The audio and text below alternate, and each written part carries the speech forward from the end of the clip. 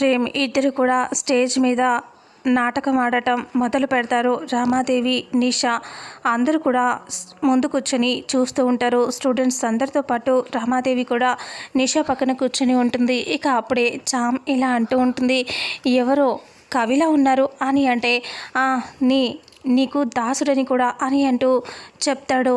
అలా ప్రేమ్ మాట్లాడతాడు. అప్పుడే చామ్ ఇలా అంటుంది, చూస్తుంటే మిమ్మల్ని చూస్తుంటే ఏదో ఎవరా దేవుడు అన్నట్టుగా, అంటే ఈ దేవతకి దాసుని నేను అని అంటాడు ప్రేమ్. అలా అన్నప్పుడు వాళ్ళిద్దరూ ప్రేమగా ఒకరితో ఒకరు ప్రేమగా ఉంటారు. చామ్ ప్రేమ్ ఇద్దరు కూడా అలా వాళ్ళిద్దరూ ఉన్నప్పుడే ఇక ఒక్కసారిగా ప్రేమ్ ఇలా తనని చూస్తూ ఉంటే చామ్ కూడా చూస్తూ ఉంటుంది. వాళ్ళిద్దరూ అంత ప్రేమగా ఉన్నప్పుడు నిషాకి మండిపోతూ ఉంటుంది.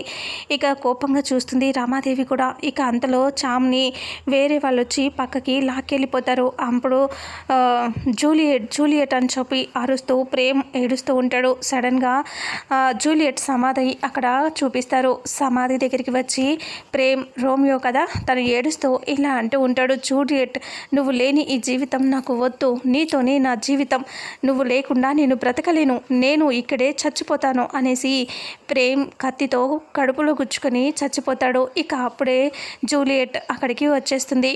చామ్ అక్కడికి వచ్చి ప్రేమ్ని చూసి, రోమియో నువ్వు లేని ఈ జీవితం నాకు వద్దు, నీతోనే నేను వచ్చేస్తాను అని అంటూ ఏడుస్తూ ఇంకా పాయిజన్ తీసుకొని తాగుతూ ఉంటుంది. ఇక అప్పుడే చామ్ అలా పాయిజన్ తాగుతూ ఉన్నప్పుడు నిషా రామాదేవితో ఇలా అంటుంది, ఆ చామంతి తాగుతున్న డూప్లికేట్ పాయిజన్లో నేను రియల్ పాయిజన్ కలిపాను, ఇప్పుడు అది తాగిందంటే చచ్చిపోతుంది అని చెప్పడంతో ఒక్కసారిగా రామాదేవి నవ్వుతూ చూస్తూ ఉంటుంది. ఇక అలా చామ్ పాయిజన్ తాగుతుంది.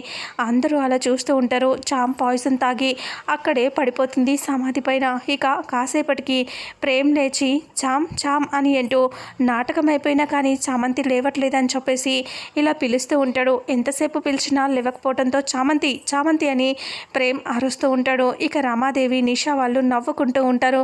ఇక లైట్స్ ఆన్ చేసి స్టూడెంట్స్ అందరూ కూడా షాకింగ్గా చూస్తూ ఉంటారు. ఇక చామ్ ప్రాణాలు ఉంటాయా పోతాయా, ఆ పాయిజన్ వల్ల తనకి ఏం ప్రమాదం జరుగుతుంది అనేది రానున్న నెక్స్ట్ ఎపిసోడ్లో తెలుసుకుందాం.